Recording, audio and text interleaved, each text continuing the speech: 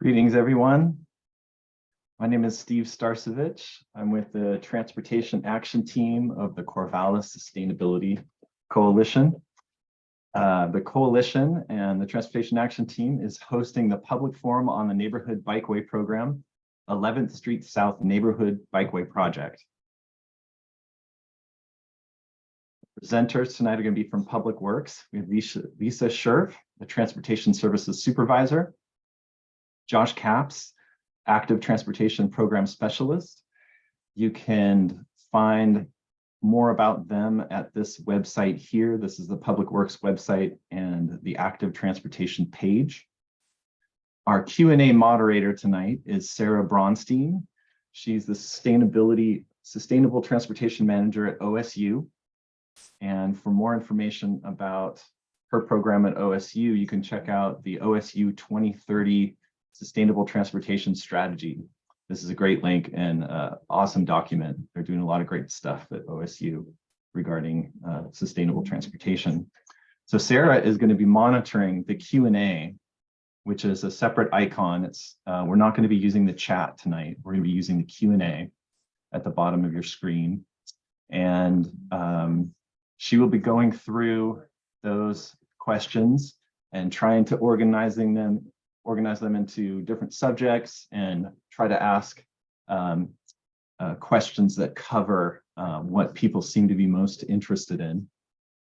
And then this forum is being recorded right now, and it will be posted to the Sustainability Coalition's website, probably in the next day or two. And this will make it available to anyone that wants to watch it again and anyone that couldn't make this live forum.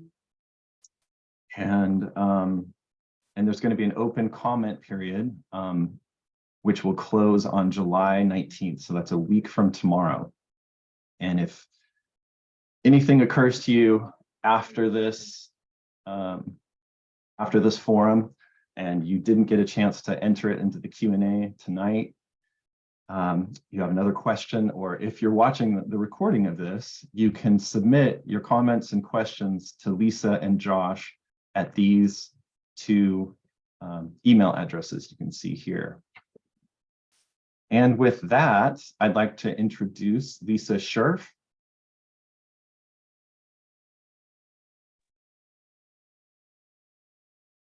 Hi, thank you, Steve. Josh, I'll go ahead and have you unmute yourself and turn your camera on. Thank you. I'm Lisa Scherf, and I want to welcome you here. You're going to mostly be hearing from Josh tonight.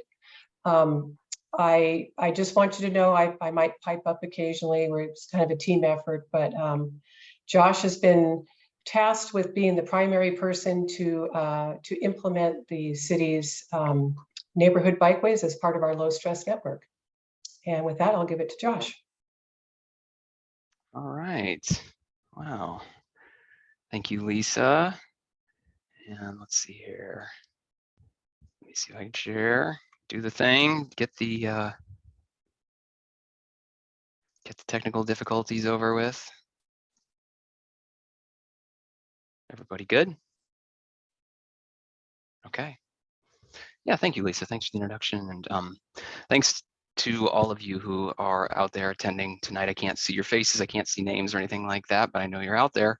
So it's nice to see people so involved in their transportation network to make Corvallis even better than it is already today. And as Lisa said, my name is Josh Capps. I'm the Active Transportation Specialist with the City of Corvallis. And what I do as an Active Transportation Specialist is promote ways of getting around Corvallis by alternative methods, like walking or biking, to improve the health of people in the places that we live.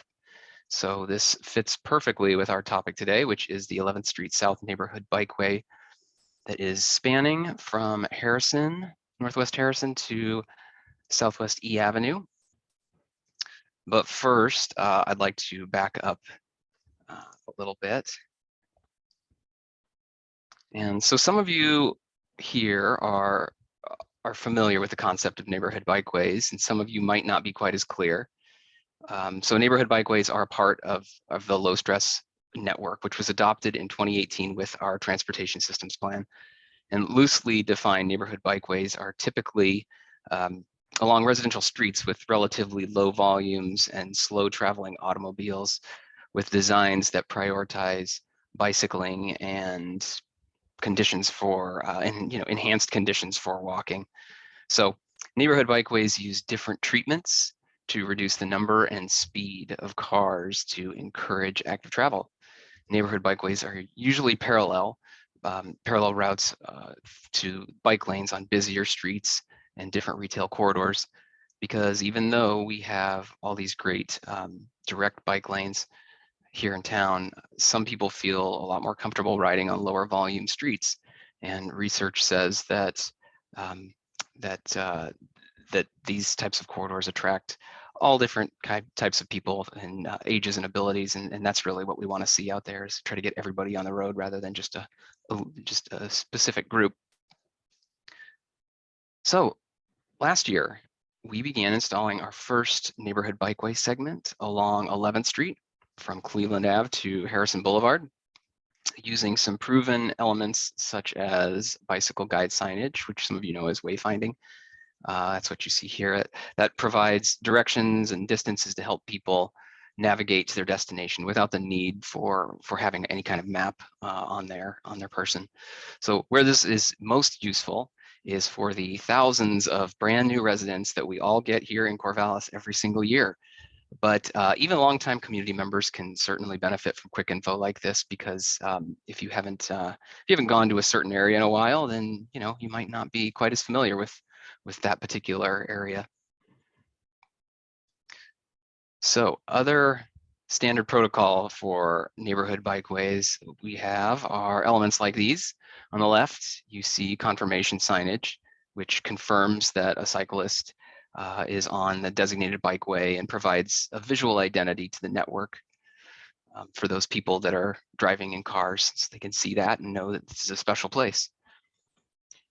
Speed humps are at the top right. Those are pretty well known and accepted here in town, reducing vehicle speeds and keeping help keep people riding safer. And finally, we have sharrows down at the bottom right, and those are really there to provide information that there is a decision point or a change in direction. They also confirm that a rider is on the right path and gives just that next level of visual example that there's bicycle priority on the route.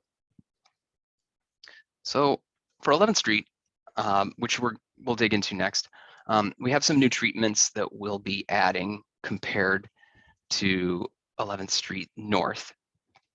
Though what you should know about these treatments is that what we're implementing here isn't anything new to Corvallis. You can find all of these treatments throughout the city, but this is really the only place where they're all concentrated, which is the whole point of a neighborhood bikeway. So shown here on this slide are a few new additions. There are crossing mostly these are crossing treatments and used for people on foot, though they do benefit people riding bicycles as well, and helping bring specific awareness to the crossing. So on the right, marked crosswalks, that tells drivers to expect people here. Despite Oregon law that every intersection is a crosswalk, there is a very broad belief by drivers that pedestrians should only cross where explicitly designated. So we are making sure that our designation is crystal clear and that there isn't any ambiguity in that. We're also adding bike and pedestrian crossing signs, which are shown in the middle. They will be that color, with that kind of day glow yellow. And those will be at all the new marked crosswalks along the route to further reinforce that people are crossing. So people driving will see that those are in advance and coming up. We've also found really good success in the in-street crosswalk signs. So that's to the left. They are really helpful in alerting distracted drivers of pedestrian crossing zones. And unlike roadside signs, they force people to look up, look out for them, because there's something physical in the road. So they're really great for that. And they they just, you know, they have, they're not very easy to ignore, even for people who drive that route every single day. So there's numerous other treatments we've identified and as useful and effective. Some we aren't using quite yet, but you can find a whole comprehensive catalog of those on the city's Neighborhood Bikeway website. And then scanning for the Neighborhood Bikeway design guidelines and best practices document. It's long, but it's there.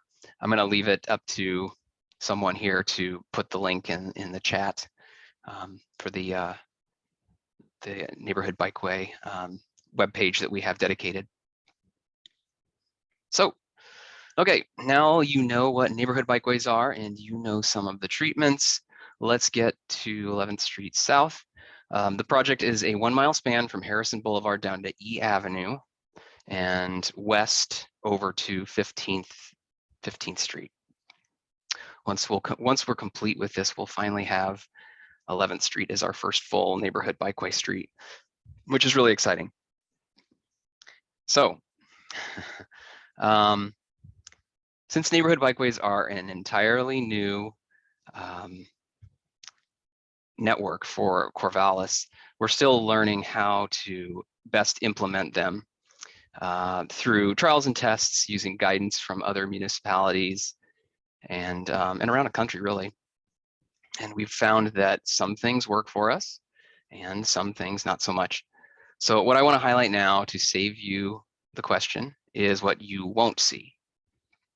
And a few of these are already on the FAQ on the Neighborhood Bikeway webpage, which is, yeah, those haven't ever been intended for neighborhood bikeways, but it's just really good to reiterate them again here. So on 11th Street North, we tried a pilot treatment by adding white flex posts and paint to carve out an inexpensive, quick build curb extension to shorten the crossing distance and give greater visibility to pedestrians. But in the end, we found that the frequent maintenance for debris and weeds that grew from the cracks in the street, they just weren't worth the hassle of the treatment itself. They're very difficult to keep looking good. So instead, we plan to actually put in concrete curb extensions. That's you don't have any of the issues that we've experienced with these, though they do cost quite a bit more. And of course, they do take longer to build, but they are a superior product. So there will be no quick build curb extensions on 11th Street South. Parking. Parking is, people get worked up over the threat of losing on-street parking. But removing parking is not typically part of a neighborhood bikeway. So there may be a small number of locations where parking may need to be restricted. For example, areas adjacent to intersections or where sight distances are a problem. But parking really isn't so bad for neighborhood bikeways. Parked cars physically and visually narrow the lane, and this can help for traffic calming. Yeah. So, are we installing bike lanes on neighborhood bikeway streets? No, we're not. The neighborhood bikeway streets will have sharrows to indicate that the streets are shared by people who are bicycling and who are driving. Some future neighborhood bikeway routes are on collectors or arterials for short segments, and those connections will typically have already existing bike lanes, and we'll utilize those. But as a rule, we don't put bike lanes on local roads. So let's jump into the plans. As the invitation that was sent out by the TAT made clear, the plans you see here tonight that I'm showing are already online. So hopefully you've had a chance to look them over in some depth. I've got the same documents here, and so I'm just going to be highlighting the segment and some other areas so that we can get to the questions at the end. looking at the plans, you can see at least these that much of the neighborhood bikeway borders Oregon State University. So you're going to see a strong overall pedestrian theme here tonight, since so much of this corridor hugs the campus. A lot of what we're doing really is just carving out that basic pedestrian priority, but we're also showing that bikes belong too.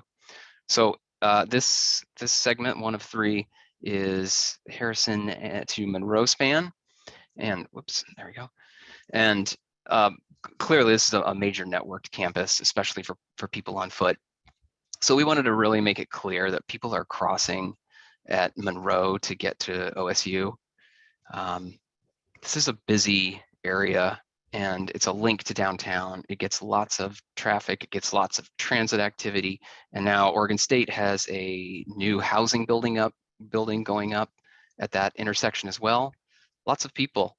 So we went with the full menu of pedestrian treatments at Monroe, with crosswalk bars on all the sides, in-street signs, advanced signage, sharrows, and guide signs. We added treatments to each of the intersections here, but Monroe really got the heaviest amount of enhancements. So going south on 11th, we come to Madison and Washington, and well, the span of Madison, Washington. And again, we have high pedestrian traffic corridors here, with Jefferson really being our main focus.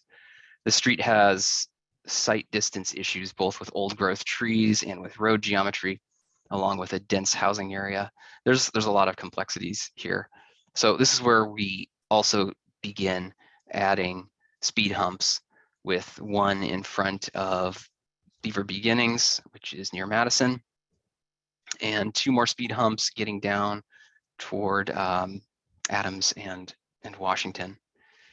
And so, speaking of Washington, this is an area that you may have heard could see a traffic circle. In fact, we are demonstrating one of these at this location at Open Streets in August, which I hope you're all attending, by the way. But we aren't proposing that treatment here currently. We've lost a lot of our street crew staff over at the city over the last 6 months, so just keeping up with city services to keep Corvallis running has been a challenge. So getting this basic network carved out is already going to be a stretch for our team to get on the ground. So adding in a complex project like a traffic circle will likely stall out the entire corridor. And what I'm not saying here, though, is that we're never going to get one. But what I am saying is that we are trying to make incremental progress, then continuing to hone the route. So just because we finish a particular neighborhood bikeway corridor does not mean we're coming back. Neighborhood bikeways, they're meant to evolve, and with just the needs of the corridor, it's not quite like a repaving project or something like a capital improvement project. We'll continue to tweak it, so it's not just kind of a one and done thing. So for now, what we have done is we've added, instead of the traffic circle, we have a speed hump at Washington, and that's kind of where we'll leave it for the moment. To be continued. So for our last segment, from Washington to E Avenue, we exit campus and enter a long-established neighborhood. With that neighborhood, we get the luxury of having 3 speed humps and a traffic circle already built in. So that's really nice. But our additions will be, again, no surprise with the theme here, where people could have difficulty crossing, and that's at a busy Western Avenue, which is also designated as an arterial. We didn't add full crosswalk bars on all 4 sides here, because the majority of the foot traffic is traveling north and south to and from campus, but we still wanted to beef it up with plenty of signage and markings. And we have also added a speed hump on E Avenue, as the road as the road there is pretty wide, even though even when it's fully parked, it still doesn't have that visual narrowing that say Monroe and 11th does. So it tends to have vehicles moving pretty quickly on it.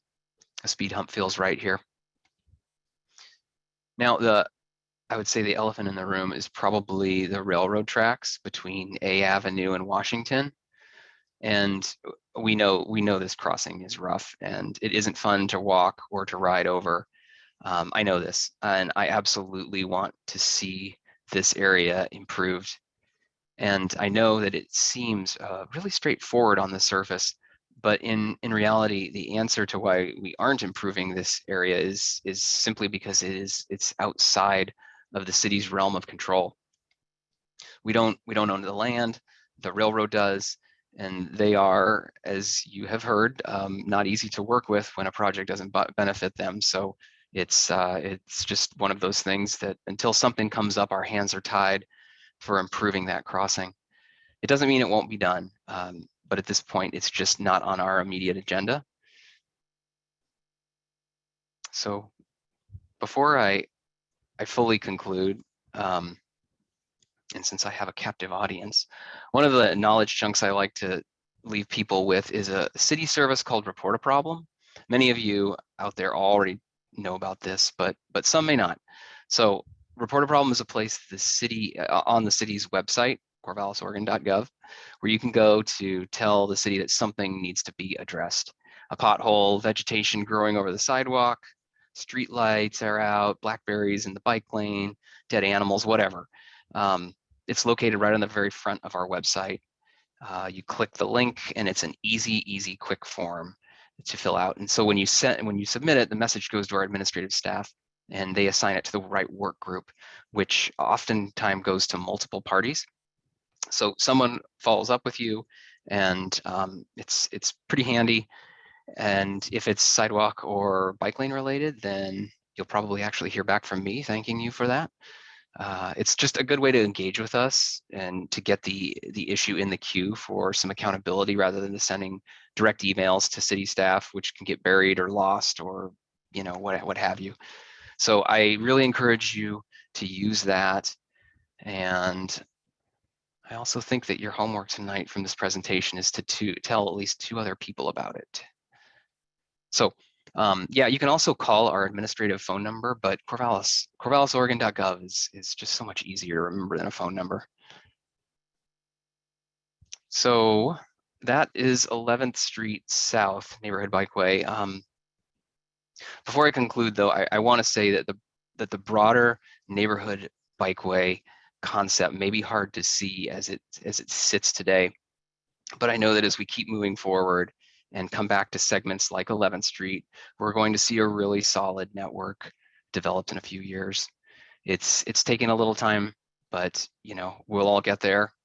And I'm excited for the future because it's going to be a solid, strong network. And I thank you for listening. And I'm going to leave it up to you, Sarah, to determine the Q&A situation and moderation. Yeah, so thanks everyone. All right, thank you, Josh.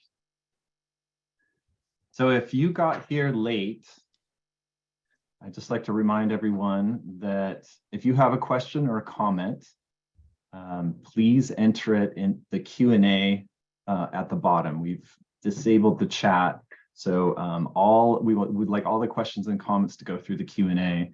And Sarah Bronstein, who is the Sustainable Transportation Manager at OSU, has been monitoring this Q&A, and she is going to be selecting questions and comments to deliver to Josh and Lisa. Take it away, Sarah. Thanks, Steve. And thanks, Josh, for the great presentation. I'll say that we've had a lot of really good detailed questions come in the Q&A, and some of them you've already nailed. So I will, I'll start with some high-level questions, and then I'll dive into some questions people had about specific details of the route. For starters, can you tell us a little bit about what success looks like for this project, and what, if anything, the city will be doing to monitor and track that success?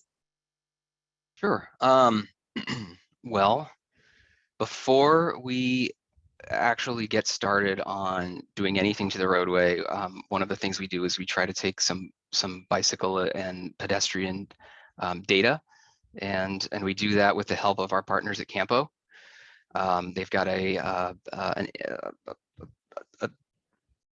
data collector that does that, and so we've selected Jefferson and 11th, and then we've also selected an area south of Western on 11th. And so we're gonna find out what the travel behavior looks like there, and then after we have implemented the neighborhood bikeway, we're gonna try to do the same, but wait until kind of about the same timeline. So it'd probably be about a year later. We also look toward gathering public input to help evaluate exactly what success looks like. Are people happy overall, generally? What's the deal? But honestly, success to me just means seeing an actual physical product on the street. I mean, that's, we aren't drastically changing the landscape here. We really aren't, but there is a feeling of priority when it's all said and done. So that to me is successful. Maybe it's different for you, Lisa. Well, what I wanted to add was something that I've heard you say a number of times, Josh, which is what we're going for is a network. So we're putting in one segment or one corridor at a time, but over time, and hopefully, once we kind of find our footing and we really get rolling with these, we'll be able to build out a network. So that, for me, starting to see those segments become networked and gridded looks like success to me. I have a question maybe that doesn't feel like a follow-up to that, but I think it actually is. And so, Lisa, you're talking about how this is sort of the seed of a greater network, a broader network of infrastructure, but this is the first one. And so for a lot of people, this is going to feel kind of new and different. And I think there's some ways in which we're using existing infrastructure that, like you said, Josh, exists elsewhere in Corvallis, but we're using it in a little bit of a different way here, or it feels different because it's used in combination with all these other also familiar treatments. And one of those is the much maligned Sharrow. And there was a question that came in about Sharrows and what they mean on a neighborhood bikeway. And I wanted to bring that up. So we currently use Sharrows in Corvallis, oftentimes on some busier roads. We have a couple in downtown, and we have some on Harrison, and they indicate to motorists that bicyclists can take the center of the vehicle lane. Can you talk a little bit about how they're being used on the neighborhood bikeway and how it might differ from how people have seen them used elsewhere? Sure. Yeah. Well, yeah, it's a little different. I mean, we're on a local street here. This is very low volume. The way we're angling it is so that it's a decision point or a change in direction. We don't have our network yet, so you haven't seen that, but I have seen it in other communities, and the way it works is you've got different angles and arrows that you need to direct people to, and it's just one more way to do that. We also have signage that does it too, but it's good to reiterate different ways because people see it in a different way. It also confirms the riders on the right path. That's another, we have other ways of doing that too, but yeah, it's a lot of just visual acuity, really. Great. I want to ask a question about something that you didn't mention, but I think it's a great idea. One participant asked about the idea of speed tables as a crossing treatment at busier streets, including Jefferson, Monroe, Van Buren, and Harrison. And I'd be curious to hear your thoughts on if something like that might ever be incorporated into either this bikeway or other bikeways. Yeah, I love speed tables. I think they're great. They sort of fall in the same line of kind of like of traffic circles. It's built infrastructure. It takes some time and money, a lot of both, and And there is potential on this route that there could be a speed table. But for right now, it is not, it's not quite there. Yeah. Yeah, much like sorry to, No, you're good. okay. Much like Josh referred to the concrete curb extensions, which on the northern segment, we use the white flex posts somewhat in lieu of those, because we had a very small budget and we're trying to get something that mimicked that, the purpose of those. I certainly hope going forward we'll have more budget, we can do more permanent type infrastructure, but we aren't there yet. And so this treatment wasn't, it would have, if we waited to do this treatment on this segment, we would be waiting to do anything on the segment.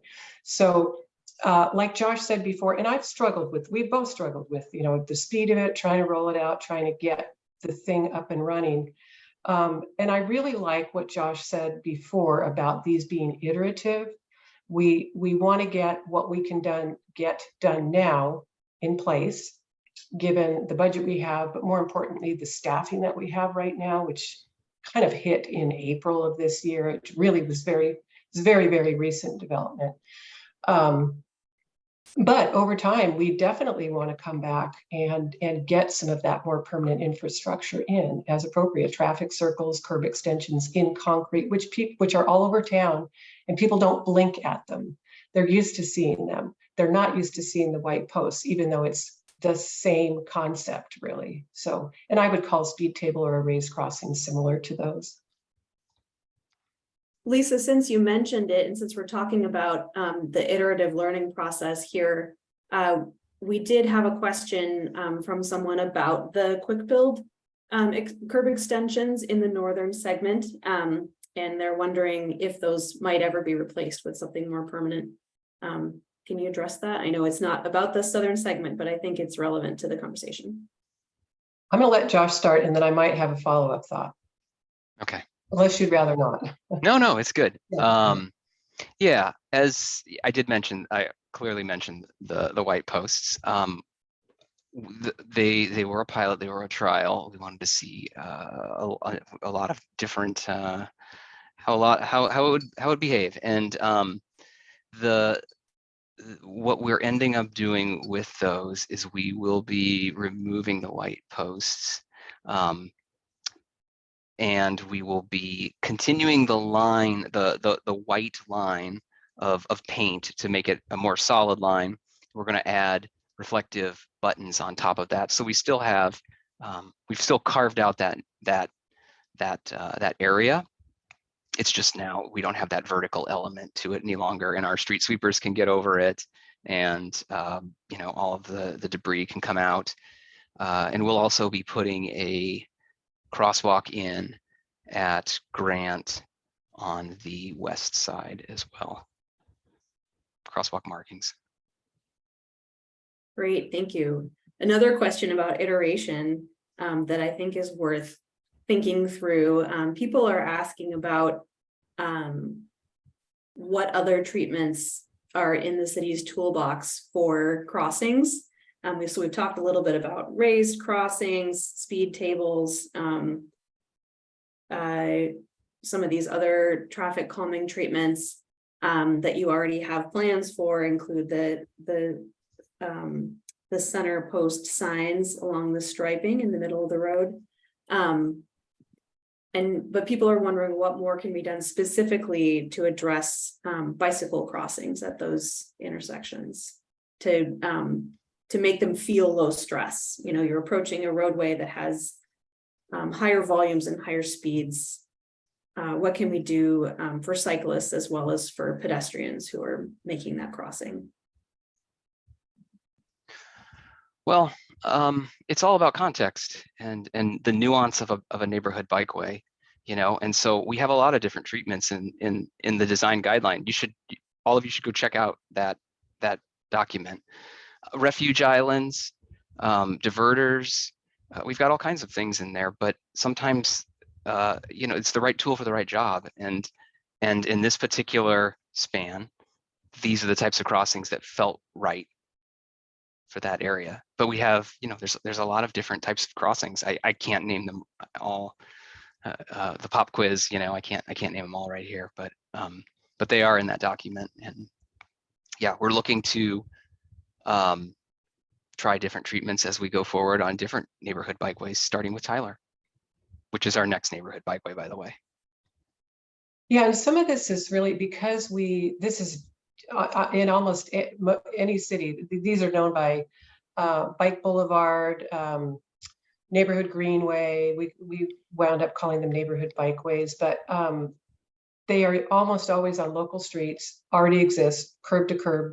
They don't involve much built infrastructure. And so, that makes them low cost and relatively easy to implement. But it also means that we aren't, for example, if we don't have space to put, say, a median in the center of a roadway to help, as a place to stage bicycles or peds to get across, we're not going to widen that roadway to do that thing. So we're a little bit constrained by what is already there on the network, on the street.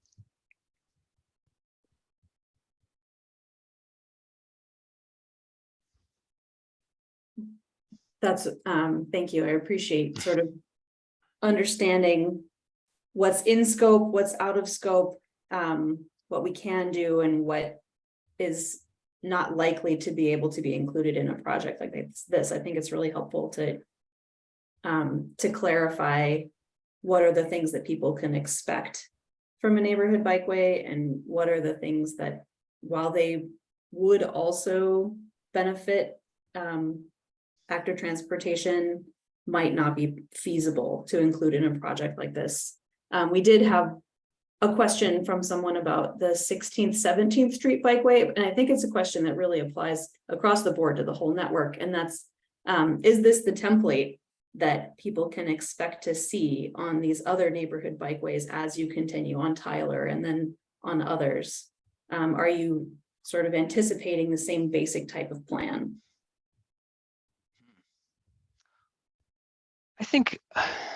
I'll think a little yes and a little no. All of our streets are different sizes, different communities in them, different crossings. But we want to prioritize this basic network. That's really, that's what we're doing here. There's definitely going to have that pedestrian vibe, that's the most basic element of how people get around. So we should start there. We should prioritize that and then keep moving, but not limit ourselves to small or inexpensive treatments either. It's just about how much our budget is, along with what kind of treatment is necessary. And if an expensive one or big one is needed, then we should do that. Yeah, and one of the things I wanted to mention that has been a real success, and those of you who are paying attention, and I know that's everybody, will know the example I'm giving. We've gotten our engineering team to include concrete curb extensions when they are doing street projects, that when they typically have to rebuild the ramps for ADA compliance, and instead of just putting it back the way it was, they'll build us a curb extension if that street intersects with the neighborhood bikeway street. And so, for example, several years ago, when they did Harrison, that was a missed opportunity. But when they did Van Buren, we got the bulbs there. And that's infrastructure we don't have to build with our project. So we're going to be seeing more of that. And so some of those will just come opportunistically, even though they maybe don't make sense in the context of the street that's being built. But when we get to building our network there, it'll already be there. Since you brought up repaving, I'll ask you this question. Someone mentioned that the pavement surface can be pretty rough along this segment. And I know I've heard that there are some plans to repave along the northern segment. Can you talk about if there are any plans to resurface this particular segment?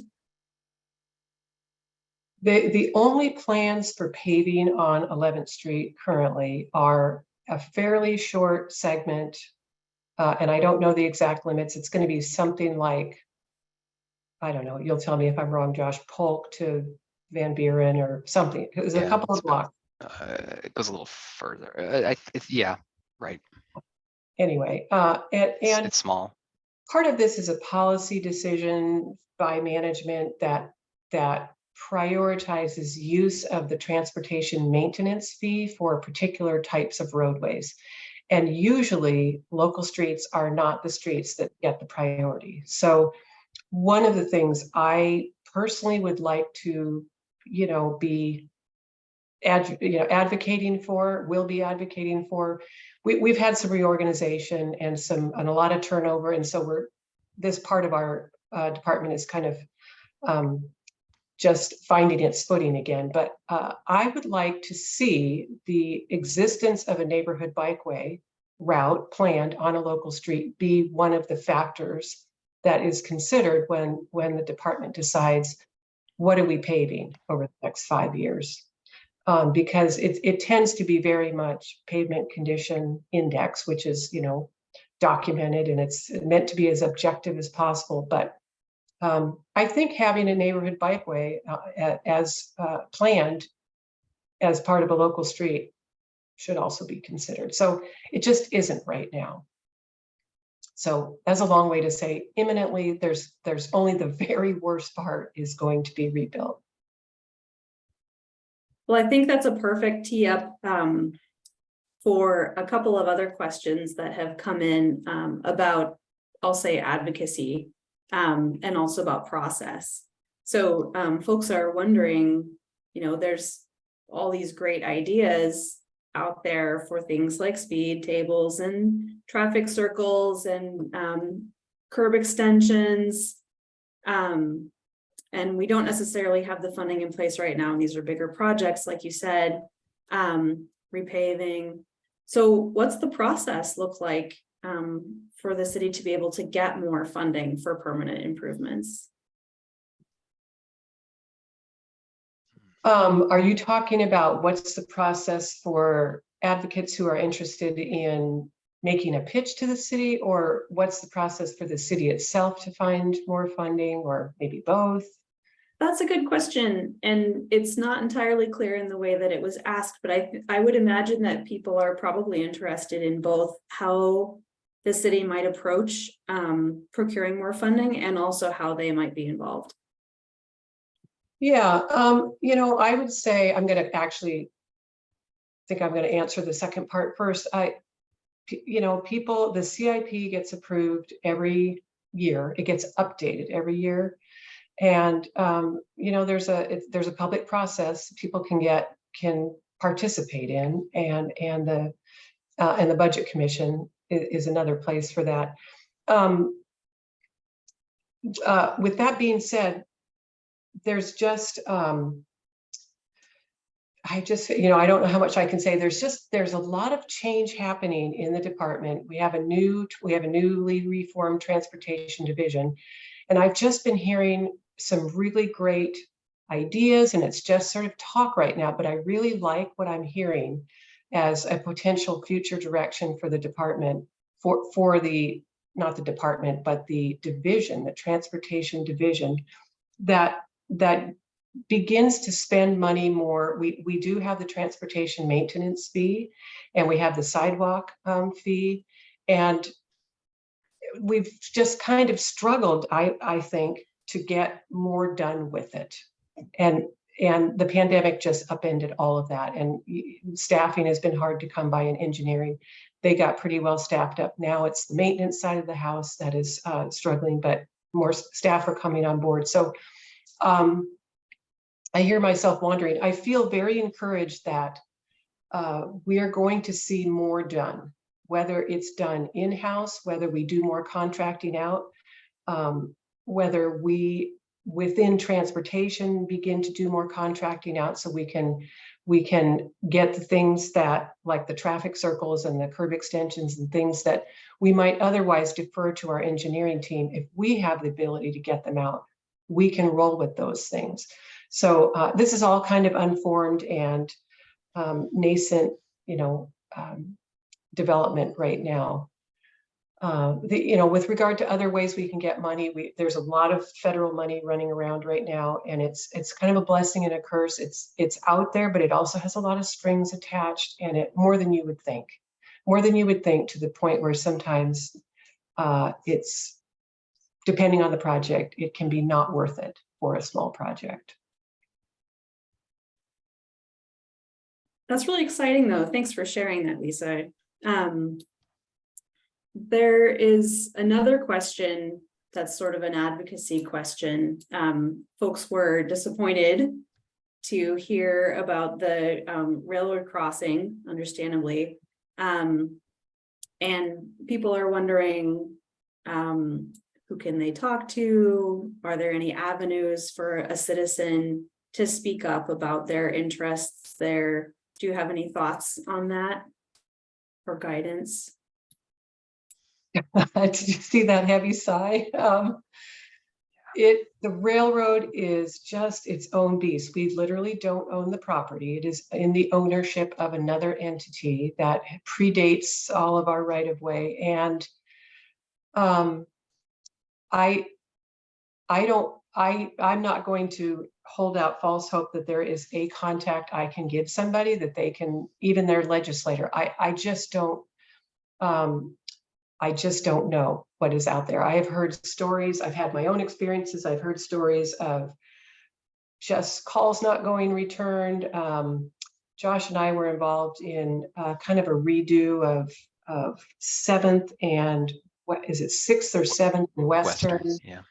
And really great changes. And years have gone by, and I don't really know what the holdup is. We did have our traffic engineer, who is the liaison for those things, retire. That's been over a year. We have another one coming on board in a week. So the railroad is, I don't know. I don't have an answer other than to say, it's not like we're just going to throw up our hands and go, well, what can we do? I just don't know that I can give the community members an answer as to who they can call. That's fair. I'll take this in a little bit of a different direction. Someone asked here about digital mapping and social media apps, and I'm not sure which ones they had in mind, but I'm curious if there will be any efforts to make the location of the low stress bikeway available in a digital format, either through Google Maps or another vehicle. You know, we I don't know if we've honestly gotten that far to think about, since we've, it's been a while that we've been on 11th Street. So just this singular network or the singular road has taken so much. Yeah, we haven't planned anything for that, but from experience, when I lived in Portland for many years, and I watched the development of the neighborhood greenways go from infancy to what it is currently. And what I really liked about it was that I could just be riding, and if I didn't know where I was, I knew that if I just kept riding straight, I would run into either some kind of sign. Maybe it's an intersecting sign saying neighborhood bikeway is right in front of me, that that direction, or maybe I would just somehow get onto the neighborhood bikeway that slid onto the street. So my definition of success would also be to have our network connected in such a way that you could just ride and say, I don't really know where I am, but oh, here's a sign. Okay, I think I've got an idea now. So I don't have anything digital for you right now, but that is a good consideration, and I will think on how we can get there too. I see Steve has turned his camera back on, so I think we may be at time. We still do have a few questions left in the Q&A that we didn't get to. Thanks for all the engagement from folks. We will give these questions to the city, to Lisa and Josh, to be able to answer after tonight, so that your questions don't go unanswered. And we are also as you can see from the lovely slide that Steve has put back up, going to leave essentially a comment period open until the 19th, so a week from now. And you can send any future comments or questions to Lisa and Josh at the contact information there, and we'll make sure that the answers to all of these questions and comments get packaged up and then made available to sustainable minded folks through various listservs, I believe is the plan for how these are going to be distributed through the Transportation Action Team and other similar listservs. So at this point, I'm going to step back and let Steve take us home. But thank you all for your engagement. Yeah, thank you, Sarah. Very well done. It's a tough job when there's so many great questions, so many disparate questions, a lot of interest in neighborhood bikeways. So thank you to Josh and Lisa for sharing your personal time tonight to present this to all of us. It's very informative. And like Sarah said, I have copied all of the questions and comments. I have a Word document going. I'll organize those and send those to Josh and Lisa. And also, like Sarah said, this forum is being recorded. The recording is going to be available in the next day or two on the Sustainability Coalition's website. And like she also said, the comment period. So if you want to watch the recording and then you have some comments and questions, you can send them to Lisa and Josh at their email addresses. And Josh did mention that there is a neighborhood bikeway page on the Corvallis Public Works website. And so I added that to the slide here. And with that, thank you all so much for attending. Again, just amazing questions. And thank you for all your interest. And thanks again for Public Works for this forum. Appreciate it. Take care, everybody. Thanks, Thanks a everyone. lot.